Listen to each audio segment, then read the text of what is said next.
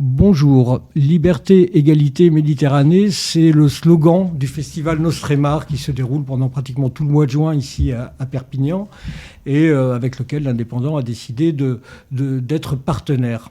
Aujourd'hui, donc, ces trois thèmes, liberté, égalité, Méditerranée, sont particulièrement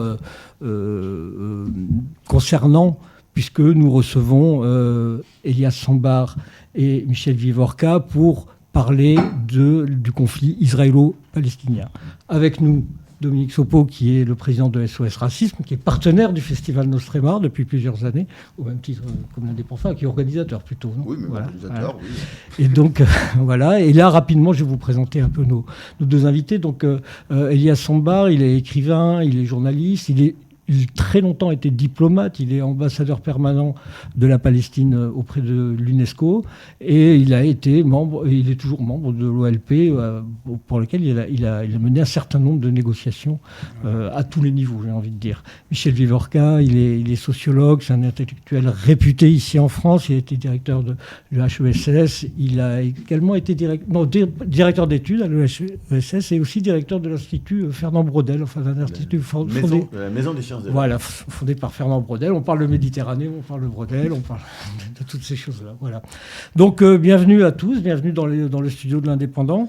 Donc, l'idée, quand même, c'est d'essayer de voir avec vous, qui avez depuis de très nombreuses années l'habitude de parler ensemble, de maintenir ce dialogue. C'est quand même de se poser la question, vu la situation particulièrement dramatique dans laquelle on est en ce qui concerne ce conflit. La première chose qu'on va tous se demander, c'est est-ce qu'il y a encore une place pour le dialogue ? Et si dialogue il y a, quelle forme il peut prendre. Voilà, un petit peu, c'est un petit peu là-dessus qu'on va essayer d'échanger là aujourd'hui. Monsieur Sambar. Vous savez, aucun conflit n'est éternel. Mais il se fait que celui-là est très, très, très, très vieux. Et donc, au fur et à mesure des développements, des phases, des guerres qui se sont suivies, nous sommes à la 120e année de la question de Palestine.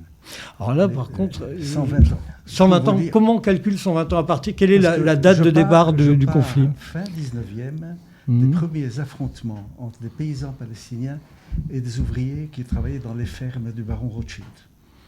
1894.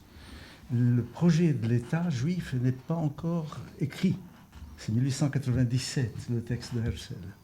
Et après, il y a toute une série de phases, notamment en 1917, la déclaration Balfour, avec l'idée d'un foyer national pour que...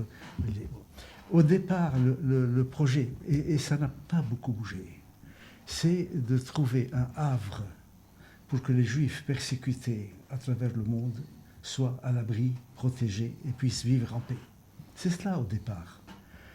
Ce qu'on peut dire, plus de 100 ans plus tard, l'endroit où les Juifs sont le plus en danger au monde, c'est précisément dans ce havre. Donc il y a quelque chose qui n'a pas marché. Et on n'a pas le temps là de refaire toute l'histoire, évidemment. Ouais. Nous sommes dans une des phases, des dernières, qui est une espèce de tentation maladive et, à mon avis, mortifère pour les Israéliens, même si nous mourons en grande quantité, nous, en ce moment, qui est suicidaire, qui est que ma présence ne peut être garantie que par ton absence. C'est cela tout le temps l'enjeu. Aujourd'hui, tout ce que vous entendez sur des Riviera, où on va pouvoir envoyer 2 millions de Palestiniens, etc., c'est que des variations sur ce thème. Et ça ne marche pas. Ça ne marche pas. De façon plus précise, les derniers épisodes qui, quand même, ça fait 2 ans maintenant qu'on est dans la guerre à Gaza, ont commencé par un crime de guerre commis par une organisation palestinienne islamiste et ont été suivis par des centaines, pour ne pas dire plus, de crimes de guerre commis par l'armée israélienne. Pourquoi? Parce qu'il y a eu la tentation, dans une certaine frange de la société israélienne, de se dire, avec ce crime, on va pouvoir peut-être avoir l'occasion de nettoyer toute la Palestine, pas seulement de répondre au Hamas, même si on entend tout le temps il faut détruire le Hamas. Ça ne marche pas non plus. Mais dans cette guerre et dans le bilan terrifiant de morts, et notamment de civils et d'enfants palestiniens, on se retrouve dans une situation où le fossé qui a toujours été là entre les deux sociétés n'a jamais été aussi profond.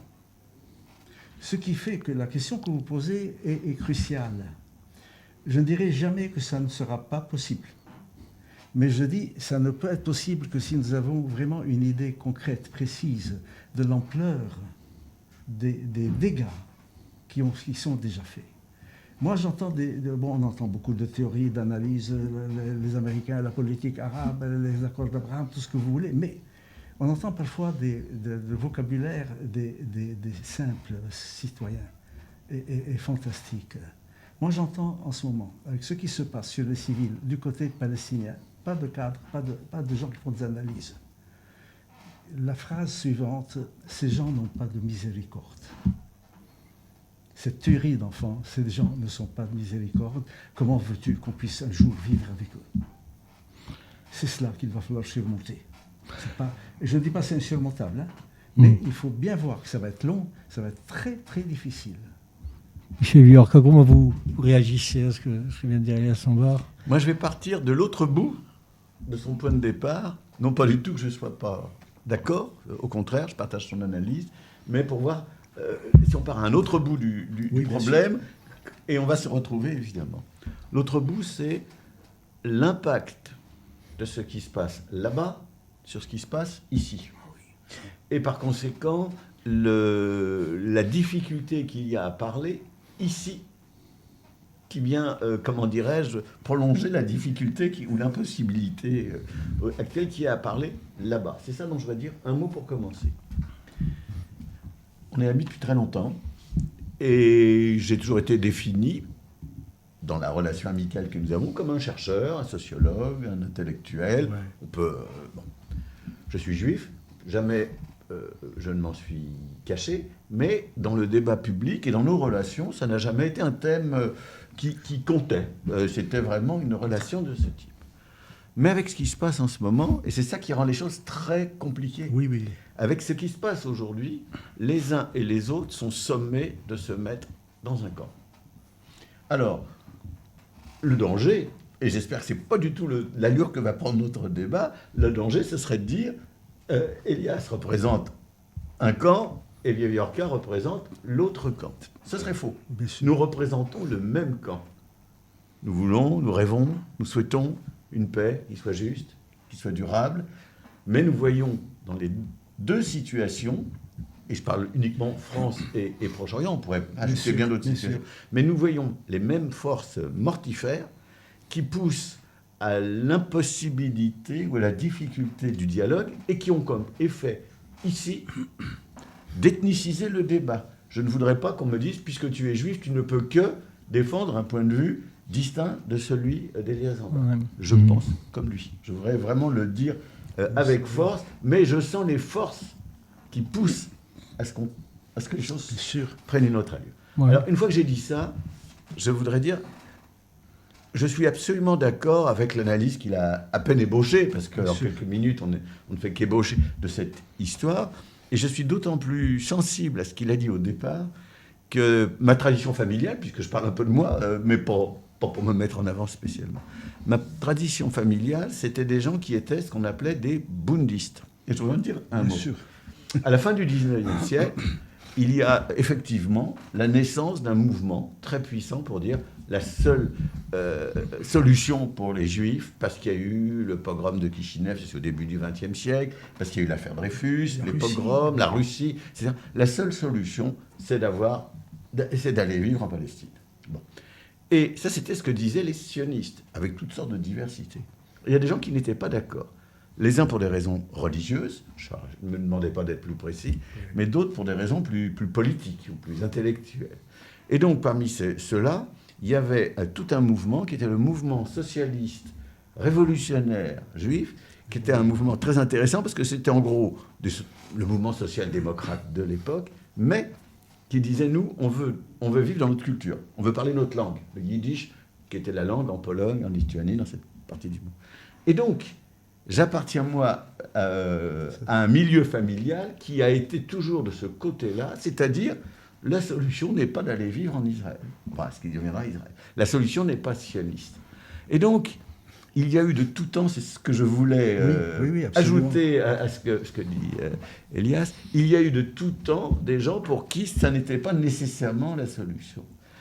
Mais aujourd'hui, les choses ont changé pour beaucoup de juifs, y compris ceux qui étaient dans cette tradition antisioniste, si je peux dire. Et le grand moment de bascule, ça a été 67. La guerre des 6 jours, où là, moi, j'ai vu, dans des milieux proches de ma famille, des socialistes, des juifs socialistes, des juifs communistes, massivement se sentir complètement israéliens, si je peux dire, pro-israéliens.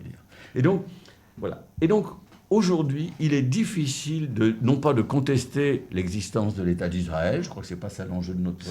C'est pas le problème, c'est pas la question, on est d'accord. Mais aujourd'hui, il est difficile de dire... il est difficile d'échanger avec pour horizon, non pas seulement cette histoire qui commence à la fin du 19e siècle, mais le présent et le futur, parce que les positions se sont tellement antagonisées là-bas comme ici, c'est ça le problème, hein, que qui peut débattre avec qui, utilement. Justement, puisqu'on est à ce moment où je vais me tourner vers Dominique Soupeau, puisqu'on est sur cette injonction à choisir son camp qu'on a, y compris ici, ce que vous nous disiez, savoir un petit peu comment vous analysez cette situation. Est-ce qu'elle ne vous désespère pas un petit peu? Parce qu'on sent que la situation ne s'améliore absolument pas. Au contraire, elle a plutôt tendance à s'aggraver dans la polarisation du débat qui est de plus en plus forte. Alors, en France. D'abord, oui, en France, mais dire peut-être aussi un mot, parce qu'il y a des dynamiques effectivement communes qu'on peut retrouver, même si évidemment en France, ici, on n'est pas dans une situation de guerre ou, j'allais dire, de bombardement comme on a à Gaza. Donc évidemment, on est dans une situation très différente. Ceci étant, je pense que la question du dialogue, elle nécessite d'abord qu'on reconnaisse que l'autre, il a le droit de vivre. Parce que sinon... Moi, je ne dialogue pas avec quelqu'un qui dit en fait, je vais te tuer. Enfin, bon, et là, il y a vraiment un sujet qui est posé dans la région là-bas. Parce qu'on voit bien comment il y a des forces politiques, le Hamas sans doute, le gouvernement d'extrême droite israélien, et notamment toute cette partie, j'allais dire, messianique, fascisante, je ne sais pas comment on peut les appeler différemment, qui pensent que de toute façon, la solution au conflit passe par l'éradication de la partie adverse. À partir de là... Évidemment, le dialogue, il est assez peu possible. Et je pense que d'ailleurs, tout ce que disait Elias Sambar, tout l'effort, c'est comment les gens vont réapprendre à se dire, en fait, l'autre en face de moi, il n'est pas que quelqu'un qui veut ma destruction, et moi, je ne veux pas sa destruction. C'est pas si évident que ça, parce qu'effectivement, les actes qui ont été posés depuis 2 ans, alors, le 7 octobre, évidemment, qui est d'ailleurs... Le but recherché, d'un certain point de vue, le 7 octobre, c'est pas de détruire Israël. Le Hamas n'a pas la possibilité de détruire Israël. C'est bien de creuser un fossé. Et le gouvernement israélien qui dit, très bien, moi aussi je vais creuser. Et comment ? Et là, on est vraiment dans une sorte de schéma absolument apocalyptique, où on voit bien que la question de la figure de l'autre est une question qui n'existe plus d'une certaine façon dans toute une série de franges, sans doute de la société palestinienne, mais de la société israélienne également. J'ai vu des sondages absolument affligeants sur le rapport aux Palestiniens. Quand on est ici en France, on voit bien aussi comment ce conflit est un conflit où vient se rejouer quelque chose qui n'est pas forcément toujours le fait d'aider tel ou tel camp, si on est sur la question du campisme. Parce que, en fait, aider les camps là-bas, si on est pro-israélien ou pro-palestinien, si on l'est vraiment, c'est faire en sorte d'aider à une solution de paix. Ça n'est pas ici de venir rejouer quelque chose et d'utiliser d'une certaine façon le conflit pour venir, dans la société française, creuser des formes d'opposition, des formes de confrontation, effectivement, avec une dimension très ethnicisée, parce que c'est bien ça le problème, qu'il y ait des gens qui aient de conceptions différentes. Moi, je suis, je ne pense pas qu'il y a un... Moi, j'ai pas spécialement envie de dialoguer avec Netanyahou. Enfin, bon, c'est pas tellement mon sujet. Bon, je pense plutôt qu'il faut qu'il réponde de ses crimes. J'ai une appréciation, on va dire, très négative du Hamas, c'est le moins qu'on puisse dire. Je préfère évidemment l'OLP. Mais la question, c'est comment, ici, on est capable d'aider à la question de faire se rencontrer ceux qui ont envie de dialoguer. Moi, demain, je participe, avec toutes les limites que peut avoir ce type d'initiative, hein, mais le Forum de Paris, qui est, on va dire, le pendant société civile de ce qui va se passer à New York, impulsé par Macron on verra peut-être la reconnaissance de l'État palestinien, mais je pense qu'on est aussi utile en faisant en sorte de créer des ponts, d'aider à ce que les gens continuent à se parler, parce que ce n'est pas si évident que ça. Et deuxièmement, évidemment, encore une fois, d'être très clair, parce qu'on ne se parle pas sur n'importe quelle base. Et ça, je pense que c'est important, parce que moi, je veux bien qu'on se parle, mais moi, j'ai même eu des engueulades ces derniers mois, pour ne rien cacher. On dit, oui, mais on se parle. Je dis, oui, d'accord, moi, je veux bien qu'on se parle, mais quand il y a crime, en fait, on ne peut pas dire qu'il n'y a pas crime. Parce que sinon, s'il n'y a pas quelque chose de la reconnaissance du réel, je ne sais pas très bien sur quoi... on va discuter de quoi. Moi, je ne discute pas de la négation des crimes. Les gens qui disent... le 7 octobre, c'est un grand complot de Netanyahou qui a fait en sorte que les siens soient tués. Et depuis le 8, on voit aussi toute une série de gens qui expliquent que non, mais en fait, ce qui se passe à Gaza, c'est pas du tout une logique d'anéantissement de la population civile. Je dis, quand même, ça y ressemble beaucoup au demeurant. Et on voit bien la dynamique qui est à l'œuvre. Je pense qu'à un moment donné, il y a aussi quelque chose où lorsque l'on veut dialoguer, lorsque l'on veut construire, lorsque l'on veut être utile, il faut partir du réel, partir aussi d'une certaine complexité de ce réel, mais en étant extrêmement clair sur le plan de l'éthique. Hein, et ça, malheureusement, c'est pas toujours ce qui est à l'œuvre. Et en tout cas, je suis très content d'avoir en face de moi, ou à côté de moi, d'ailleurs plutôt Elias Sambar et Michel Viorca, parce que là, pour le coup, nous sommes chez des personnes qui ont une clarté éthique et pour lesquelles le visage de l'autre existe. Vous savez, au niveau du vocabulaire, nous ne sommes plus dans la problématique des camps. Nous sommes dans un espace dans lequel vous avez deux formes de revendication d'appartenance, soit la communauté, soit la tribu. Que vous vous réclamiez de votre communauté, vous pouvez dire je suis, c'est pas moi, breton, hein, et c'est ma culture, etc., sans dire les Bretons, c'est ma tribu. Vous avez le droit d'être dans une vie qui est tout à fait marquée culturellement, musicalement, tout ce que vous voulez, émotivement, par votre communauté. Le problème, c'est quand cette réalité-là devient l'appartenance tribale et pas communautaire. Parce qu'on n'a pas le droit de sortir des règles de la tribu. On peut être dans la communauté et tourner le dos et même trahir sa communauté. On n'a pas le droit de sortir. Alors, ça, c'est un des éléments qui joue beaucoup en ce moment. Le deuxième, c'est que je parle de la question de Palestine parce que je pense que le conflit israélo-palestinien fait partie d'une question, comme on parlait de la question d'Orient avant, qui déborde de très loin juste la question d'un pays et d'un espace déterminé. La question de Palestine est une caisse de résonance mondiale. Et ça, je peux en parler pendant des heures. C'est une résonance mondiale, c'est-à-dire que ce qui est en train de se passer, vous parlez un peu des effets, Michel parlait un peu des ondes en France ou ailleurs, ce qui est en train de se passer est en train de jouer également l'avenir du monde. Il joue l'avenir du monde dans la mesure où et la question de l'impunité est en train de voler en éclats. Les amis d'Israël, à mon avis, l'ont poussé à sa fin. Il est en train de se suicider, Israélien.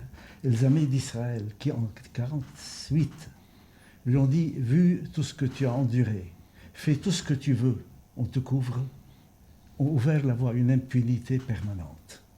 Ils sont en train de la payer. Et d'ailleurs, les colons aujourd'hui disent, oui, on ne respecte pas le droit, oui, on tue des civils, oui, on bombarde, oui, on affame, vous n'êtes pas content, ça ne change rien. Il y a quelque chose qui est une digue qui a cédé et qui fait que ce qui se passe dans cet espace est en écho avec cette guerre planétaire menée par les trois plus grandes puissances, qui est celle de la détestation du droit. Le droit est mis à mort. La question du droit est mise à mort par les Chinois, les Russes et les Américains. Et sur ce point, ils sont très différents, mais ils s'entendent. Donc, nous sommes également en train d'expérimenter ce que pourrait devenir une jungle, pas seulement Gaza, Et ça, c'est une chose très, très grave. La troisième, et j'y pense toujours avec beaucoup d'émotion parce que c'était un de mes très grands amis, Daniel Ben Saïd, qui a toujours refusé de signer des appels qui commençaient par « en tant que juif » et qui imposait à chaque fois d'écrire « parce que juif ». C'est-à-dire, nous sommes tenus à un devoir de lucidité, à un devoir de faire attention à l'injustice, vu tout ce que nous savons et tout ce que nous avons vu. Voilà. Donc il y a dans ce conflit beaucoup d'éléments extrêmement importants, mais qui sont à écho planétaire, qui débordent la Palestine. Maintenant, pour revenir à la question de pouvoir se parler, tout est très dur. Il y a une destruction, il y a un projet de destruction d'un peuple. Ça n'est pas le nazisme. C'est pas moins ou plus sympathique. Ça n'a rien à voir. Dans le nazisme, les Juifs devaient disparaître où qu'ils soient. Dans le cas de la Palestine, le peuple palestinien disparaîtra s'il ne vide pas les lieux. C'est pas la même chose. C'est partez, vous vivrez. Et ce qu'on est en train de voir là, ils affament, ils tirent, etc., en disant, bon, quand est-ce qu'ils vont sortir? Et j'ai vu hier des enquêtes israéliennes, à mon avis, montées de toutes pièces, mais très graves pour les Israéliens, qui disent, nous avons maintenant, sur le plan des sondages, la preuve que les Palestiniens veulent partir. C'est en train de circuler à fond en Israël. Et beaucoup d'Israéliens pensent qu'il suffit de continuer à affamer un peu plus, tuer un peu plus, et on verra. Et il reste une dernière chose, parce qu'on peut en parler très très longtemps. Vous n'imaginez pas, et ça je le dis moi, qui ai toujours été dans l'ouverture, vous n'imaginez pas la blessure de constater la mort de nos enfants. Les adultes sont tués, bombardés, ils ont toujours moyen de courir, de se mettre, vous comprenez? Mais nous sommes quasiment, et à mon avis c'est très partiel, à 30 à 40 000 enfants. Ils ne sont pas morts, on les a tués. Ils ne sont pas morts, ils n'étaient ni vieux, ni malades. C'est des assassinats d'enfants.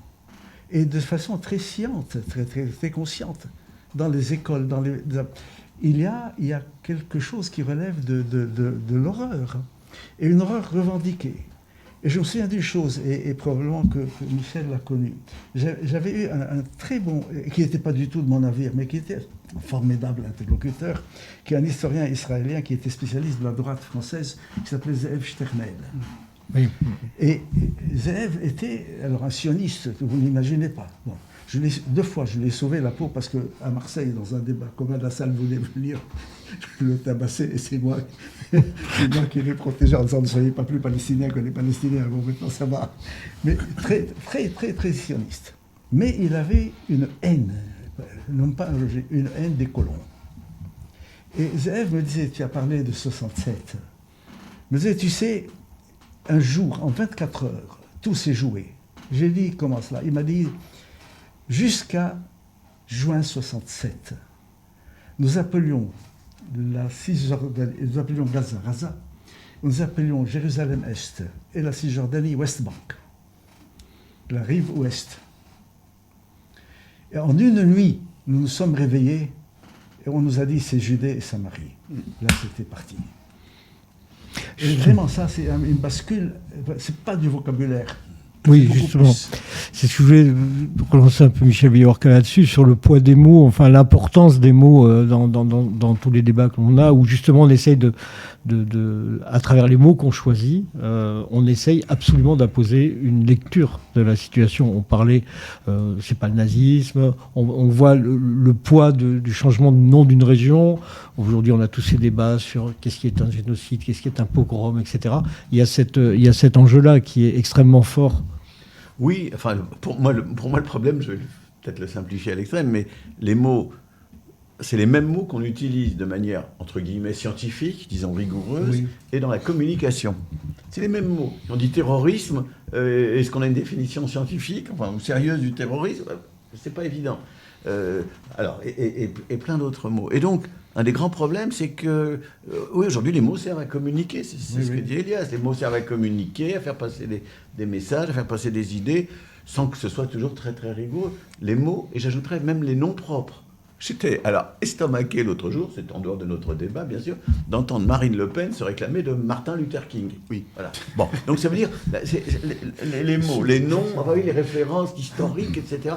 Tout se mélange. Bon, donc voilà. Vous savez, Oui. le mot victime. Alors, Alors, le nombre de victimes en Voilà. ce moment de tout poil. bien sûr, bien sûr. Alors, je suis absolument d'accord avec ce qu'a dit Elias. Je trouve, comme lui, j'ai pas les mots justement pour le dire bien, mais je trouve inacceptable, je vais le dire comme ça, je trouve inacceptable ces morts, ces enfants, ces adultes aussi, pour moi, bon, et aussi ce qui se passe en Cisjordanie, et en même temps, je pense que ce qui se joue avec le gouvernement actuel israélien, j'ajouterai un mot ensuite qui alourdit la barque, si je peux dire, ce qui se joue avec le gouvernement israélien, c'est qu'il est peut-être plus que partie prenante de cette évolution, alors, du monde vers des purs rapports de force. Il n'y a plus que des amis et des ennemis, pour parler comme Carl c'est Schmitt. un On est peu, dans des ouais. mondes comme ça de guerre, de violence, de rapports de force. Le droit, on s'en fiche. Le droit international, on s'en fiche. Les accords, on les bafoue, etc. La force prime surtout. Ça, c'est l'évolution. Or, Israël, très tôt, les gouvernements israéliens, et pas seulement celui-là, très tôt, ont bafoué les déclarations, les demandes de l'ONU et ce genre de choses. Ça, c'est pour le monde. Et à l'intérieur de la société française, ça contribue à la même évolution, en plus doux. Mais enfin, on dit droitisation. Mais enfin, on entend des gens aujourd'hui qui ont pignon sur rue dire que l'état de droit, c'est pas vraiment le problème, etc. Bon. Et donc, il y a vraiment cette évolution. Alors, je voudrais maintenant ajouter quelque chose pour bien dire à quel point je suis proche d'Elias. On dit deux choses qu'on ne met jamais bout à bout. Et moi, je vais les mettre bout à bout. On dit, premièrement, Netanyahou est un grand criminel. Enfin, on le dit de mille et une façons. Bon, je pense que autour de cette table, en tout cas, nous sommes absolument d'accord. Et on dit, deuxièmement, la société, enfin, Israël est une démocratie dans cette région. Alors, si Netanyahou est un grand criminel et si Israël est une démocratie, si je mets les deux choses ensemble, ça veut dire que la société israélienne est très malade. Et je pense qu'elle l'est depuis longtemps. Ils le savent. Elle l'est depuis longtemps. Car Netanyahou, même si aujourd'hui il se comporte quasiment en dictateur, enfin en autocrate, mais je pense qu'il a été élu démocratiquement. Même si on peut dire que les institutions israéliennes sont spéciales, etc. Il n'en fait. Encore hier ou aujourd'hui, je ne sais pas, mais enfin il y a très très peu de temps, il a réussi à obtenir un vote de la Knesset, le Parlement israélien, un vote qui continue à exempter du service militaire les religieux. Donc, les gens qui poussent le plus au crime, qui poussent à la... Oui, mais... ceux-là, on dit, vous n'avez pas besoin d'envoyer vos enfants faire la guerre. Bon, premièrement. Deuxièmement, les bruits de bottes, en ce moment, au moment où on se parle là, des bruits de bottes circulent avec insistance. Israël se prépare à attaquer l'Iran, à bombarder l'Iran, que sais-je.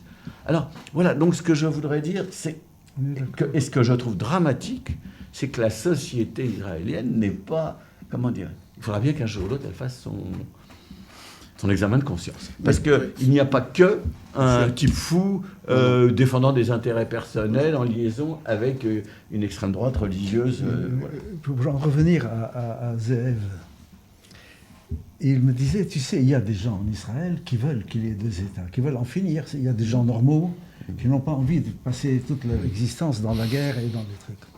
Mais il me dit, nous sommes soumis. D'ailleurs, il y a eu une tentative d'assassinat contre lui par les colons, une bombe qui a explosé chez lui. Il me dit, mais les colons tiennent maintenant la société. Et ils n'avaient pas encore atteint cette importance qu'ils ont aujourd'hui. Et il nous place devant deux choix. Vous voulez qu'on en finisse avec les Palestiniens? Oubliez-les, on s'en occupe. Vous voulez qu'on fasse un État avec eux, un voisinage, c'est guerre civile. Qu'est-ce que vous préférez? Et ça a beaucoup, beaucoup porté dans la société. Aujourd'hui, quand je vois dans un sondage il y a un mois dans Haaretz, 82% des sondés disent on est pour leur expulsion, pour les envoyer dans le vide. Qui est l'auteur de cette fabuleuse théorie? C'est un rabbin new-yorkais, mais fou, un fasciste assumé et autoproclamé, qui dit, parce que j'ai entendu beaucoup, on est en train de suivre heure par heure, comme vous imaginez, il y a beaucoup, quand les soldats reviennent d'opération, il y a une expression qui circule dans une unité israélienne, c'est « il faut casser la noix ».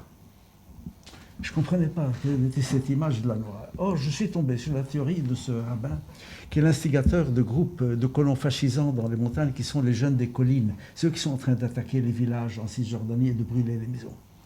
Il dit, voilà, la noix israélienne, Israël est une noix, mais elle a 3 coquilles. Il faut casser la première, qui s'appelle la démocratie, et la jeter. Il faut casser la deuxième, qui est la morale, et la jeter. Il faut modifier la troisième, qui est l'armée, et en profiter. Et je me suis dit, tiens, c'est ça. Il y a quelque chose qui est en train de se passer. J'ai un ami israélien qui a 30 ans. Il m'a dit, vous tombez tous dans le panneau quand vous entendez les gens dire l'armée israélienne est une armée du peuple israélien, puisque tout le monde fait un service militaire, et donc tout est là, tout le monde est là, toutes les catégories sociales sont là. Il m'a dit, il y a une armée comme ça, mais il y a une autre dont il ne parle jamais, qui est l'armée de métier. L'armée de métier, c'est celle des corps d'élite, les parachutistes, les commandos, c'est eux. Et il m'a dit, fais gaffe, il y a 30 ans, hein, je vous donne ma parole, les colons sont, et ça c'est une armée de métier, c'est-à-dire vous n'allez pas 2 semaines ou 1 mois par an, hein.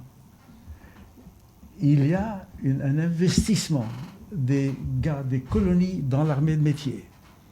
Donc ils ont une force de frappe. On est en train d'assister, mais c'est peut-être trop tard, à un véritable coup d'État en Israël.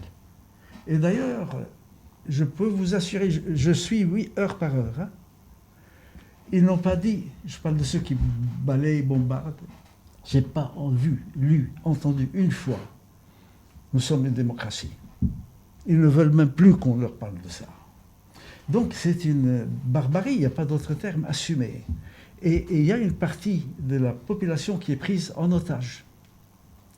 Il y a eu une manifestation de femmes exceptionnelles, palestiniennes et israéliennes, en Israël, qui ont décidé de manifester en brandissant des portraits d'enfants morts. La police a maintenu son interdiction à une condition. Vous ne nous montrez pas leur visage. Je ne sais pas si vous réalisez ce que c'est, ça. Nous ne voulons pas voir les visages de ces enfants qu'on a tués. Oui. L'autre, on n'a plus de visage. Oui. Donc nous sommes une abstraction. Tout à fait. Oui, d'ailleurs, pour aller dans ce sens, je pense que à l'intérieur, d'après ce que me disent des amis en qui j'ai confiance, je pense qu'à l'intérieur d'Israël, il n'y a pas la conscience réelle de ce qui se passe à Gaza. Je pense qu'il n'y a pas... je ne dis pas qu'on ne peut pas savoir, mais on ne veut pas savoir. Et ça, c'est des phénomènes très, très classiques, très courants. Quand une personne, un groupe, une population ne veut pas savoir quelque chose, le elle déni. ne le sait pas.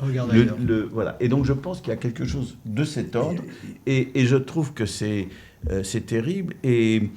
je pense qu'il se passe quelque chose, alors c'est secondaire par rapport à la discussion qu'on a, mais il se passe quelque chose qui est de l'ordre de la rupture d'une partie de la diaspora juive avec l'État hébreu. Ah oui. Je pense qu'il se joue une rupture fondamentale parce qu'une partie de la diaspora souhaite maintenir une éthique, des valeurs universelles, ce genre de choses. Et que tout ceci est tellement bafoué que c'est désespérant. Je vais vous ajouter un souvenir qui va tout à fait dans le sens de ce que dit Michel. Quand nous avons fini la conférence de paix de Madrid, moi je faisais partie de la délégation, et nous avons été à Washington pour commencer les négociations proprement dites, puisqu'à Madrid on a décidé du principe. Nous avons été contactés par 5 très grandes personnalités des communautés juives américaines, dont une des personnes est devenue après un immense ami qui s'appelait Stanley Scheinbaum, qui avait été le recteur de l'Université de Californie, un homme magnifique, qui est décédé maintenant. Et nous avons été donc en très petit comité. Et on a eu cette conversation, et vous allez voir, ça vous donne la chair de poule avec ce qui vient d'arriver. Ils nous disent, voilà, on voulait tout d'abord vous remercier, puisque vous avez opté pour une solution négociée du conflit. Et donc d'y aller par voie diplomatique. Et puis ils ont ajouté, mais il faut que vous sachiez que ce qui nous importe le plus, vous avez dit qu'est-ce qui vous importe le plus? nous ont dit nous voudrions protéger Israël de lui-même. Parce qu'ils sont capables de faire le pire. Et là m'est revenu ces derniers temps ce qu'on a dit aux rescapés en 1948. Vu tout ce que vous avez subi, faites, on vous couvre. Et ça a été une façon de mener Israël à sa perte.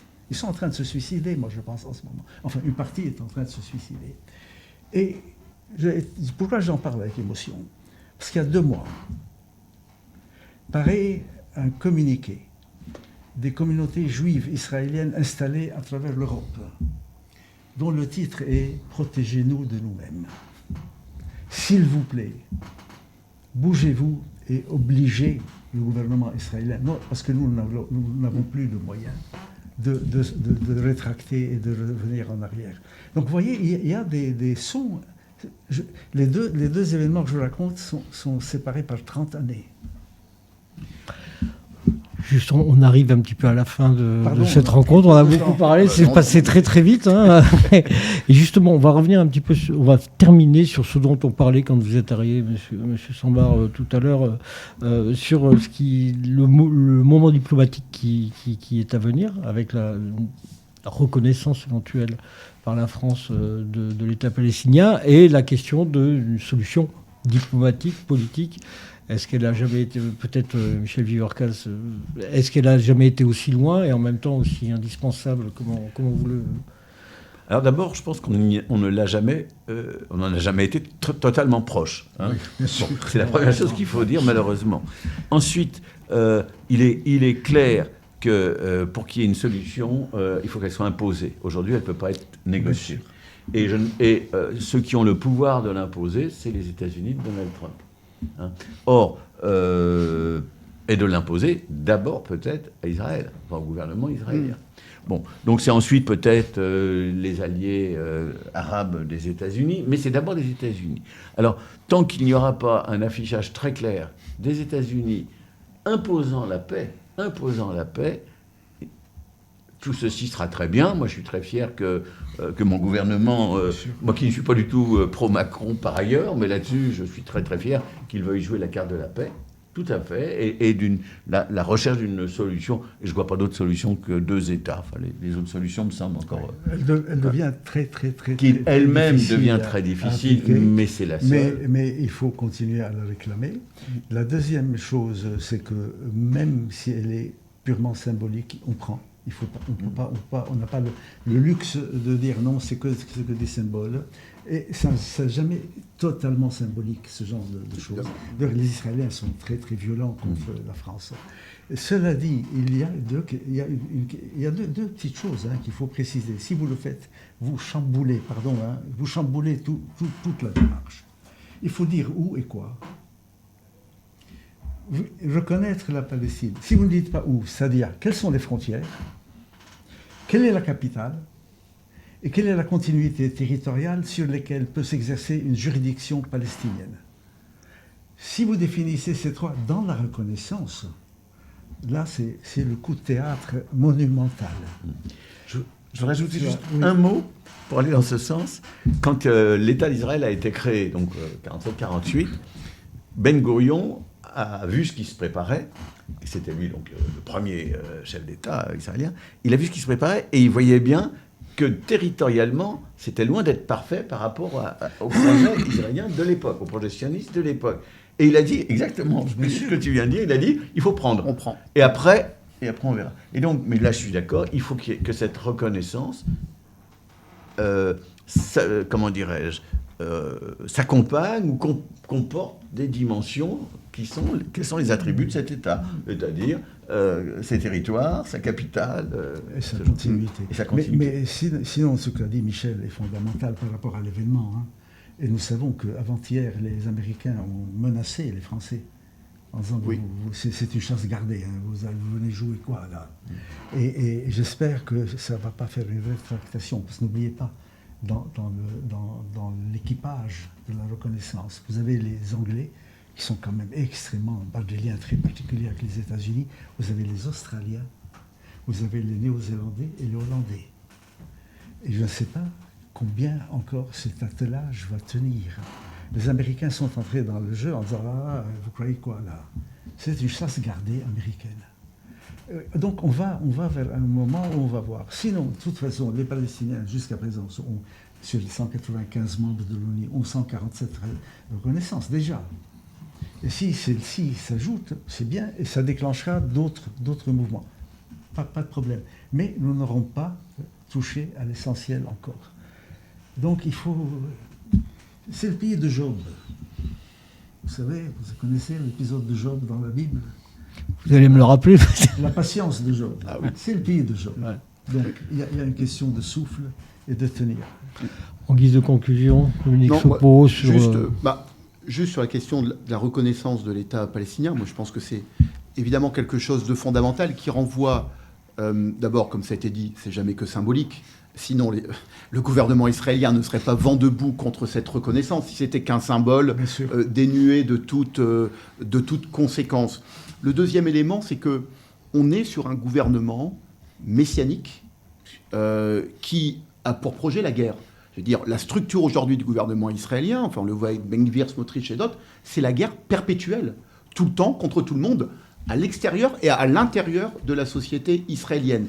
Et donc, évidemment que la question de la négociation avec le gouvernement israélien tel qu'il est aujourd'hui n'a pas de sens. Moi, par ailleurs, je suis extrêmement choqué de voir comment la communauté internationale, avec toutes les difficultés qu'on sait, puisque les États-Unis ont une position qui n'est pas admissible, comment on peut laisser une population être affamée. Enfin, je veux bien qu'il y ait des civils qui aillent pour essayer d'entrer dans Gaza. Si les Américains voulaient entrer dans Gaza, ils rentreraient dans Gaza sans aucun problème. Et ça prendrait quelques heures pour qu'ils rentrent dans Gaza et pour qu'il n'y ait pas un siège humanitaire. Tout le monde le sait parfaitement. Et je pense qu'il y a de toute façon aujourd'hui un projet qui est un projet d'épuration ethnique. Hein, effectivement, vous êtes condamné soit à mourir, soit à partir. Donc c'est une logique d'épuration ethnique qui se met en place. Si on veut la contester, il faut bien que la communauté internationale intervienne, parce que ça n'est pas vrai qu'il y a une discussion possible aujourd'hui avec le gouvernement israélien tel qu'il est constitué. Et il n'est pas vrai non plus que la société israélienne en interne ait aujourd'hui les ressources nécessaires pour renverser la vapeur. Moi, j'étais à Jérusalem il y a quelques semaines, il y avait un sommet pour la paix, sommet populaire pour la paix. Alors, c'était très arabes-israéliens et juifs-israéliens, parce que pour les Palestiniens, c'est dur de venir à Jérusalem, évidemment. Et alors, évidemment, ça donnait beaucoup d'énergie à ceux qui étaient présents, mais en même temps, les gens qui étaient présents disaient, en fait, on est très minoritaire. Il y a quelque chose qui s'est passé dans cette société depuis de nombreuses années, qui fait qu'aujourd'hui, on est très, très acculé. Et donc, certes, il y a des pôles réellement démocratiques. On l'a vu dans les manifestations contre Netanyahou et son projet de réforme de la justice il y a avant le 7 octobre au demeurant. Donc évidemment qu'il y a des pôles de résistance, mais on voit bien que la dynamique de la société israélienne ces dernières années est une dynamique qui fait que Netanyahou, effectivement, est quand même la figure politique dominante depuis 20 ans. Et ça a des conséquences sur les esprits, sur comment les gens décryptent le monde, comment ils voient la relation à l'autre, ou plutôt la non-relation à l'autre, justement. Et la communauté internationale doit prendre ses responsabilités, parce que, je terminerai sur ce qu'a dit Elias Sambar, mais comment dire, Michel pense la même chose, peut-être même qu'il l'a dit dans cette conversation. C'est la question du droit. Je veux dire, à un moment donné, ça n'est pas que la Palestine qui se joue. Nous sommes aujourd'hui dans une phase de brutalisation du monde, avec des pays, des forces qui pensent que tout doit se gérer par la violence vis-à-vis des gens de l'extérieur ou vis-à-vis d'ennemis de l'intérieur, dont on finit toujours par trouver des nouvelles catégories. Et donc je pense qu'il y a vraiment la question de la régulation par le droit qui se joue, qui est quand même une grande avancée des sociétés modernes, et que ce qui est en train d'être détruit, c'est cette régulation par le droit, et ce retour à des âges ou à des dynamiques tribales qui promettent beaucoup de sang, et pas simplement à Gaza. Je n'ai pas envie de vous dire merci pour une conclusion comme celle-là, mais en tout cas, merci pour le débat, pour votre présence. L'important, c'est d'être conscient et d'être combatif. Après, voilà, quand on est militant, on est toujours, on pense que si on milite, c'est parce que ça sert à quelque chose et qu'il en sortira du mieux. Sinon, on militerait pas. Voilà, on terminera la fameuse phrase le pessimisme de l'intelligence et l'optimisme de la volonté. Voilà. Merci beaucoup, merci à vous tous. Et puis, je rappelle que donc le festival Nostremar se poursuit jusqu'à la 27 juin avec tout un tas d'événements, dont la conférence auquel participeront tout à l'heure Monsieur Samba, Monsieur Viorca. Merci beaucoup. Merci de nous avoir invités. Au revoir.